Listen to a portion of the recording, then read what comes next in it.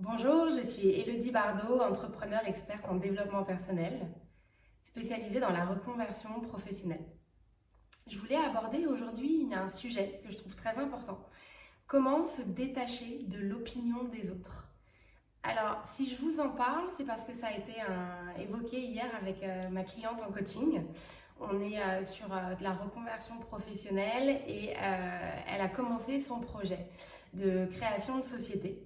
Et en attendant que ça démarre, elle se fait facturer pour le moment par une petite entreprise et on en parlait et sa rémunération est vraiment, mais vraiment en dessous de la valeur qu'elle apporte à cette petite entreprise et vraiment de la valeur de ce qu'elle sait faire, de son expertise. Et du coup, je lui demandais, voilà, j'essaie vraiment de lui faire prendre conscience de ça.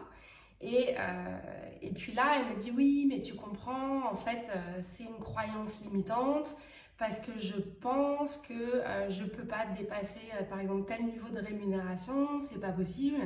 Je dis d'accord, tu te rends bien compte que c'est une croyance limitante, mais d'où elle vient? Elle me dit oui, bah, j'en ai parlé il y a pas longtemps avec une amie à moi qui est DRH dans une entreprise et qui m'a dit non, mais tu te rends compte, n'imagine même pas dépasser un certain seuil de rémunération. Ça fait des années que je fais ce métier-là, c'est juste pas possible. Donc, ce qu'il faut comprendre, et là je vais vous parler de l'allégorie de la caverne de Platon. C'est aussi simple que ça, c'est que cette personne-là, cette DRH qui lui a dit ça, elle a raison par rapport à son expérience, son vécu. Toutes ces années à faire les mêmes fiches de paye, avoir les mêmes salaires. Et elle a raison et on ne peut pas du tout lui en vouloir.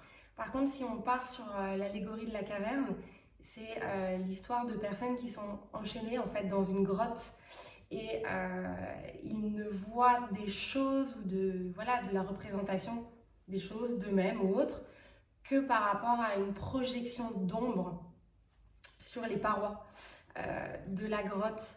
Donc ce que je veux que vous compreniez et ce qu'elle a compris hier, c'est que on peut pas, il faut faire attention en fait à qui vous parlez de tel ou tel sujet.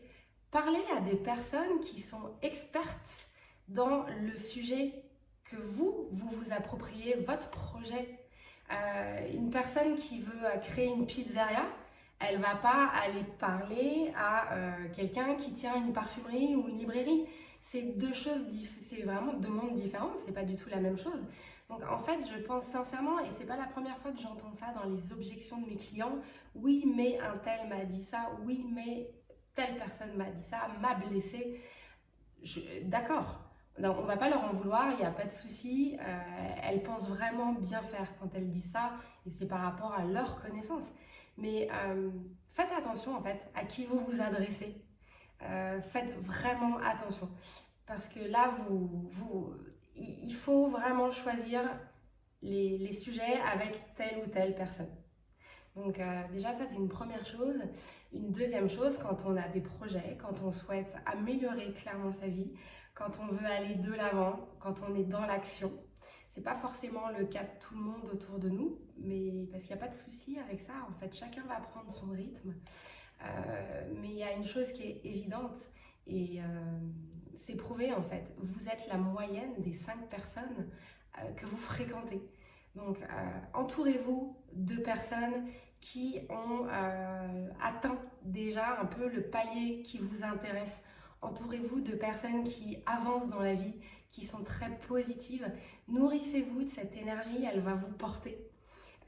Voilà, ne restez pas uniquement avec le cercle que vous connaissez et des personnes qui sont elles-mêmes bloquées dans leur peur et qui ne pourraient pas faire ce que vous faites et qui vous avez ce courage-là, c'est super, mais entourez-vous de personnes courageuses. Voilà, je vous remercie et je vous souhaite une bonne journée. Au revoir.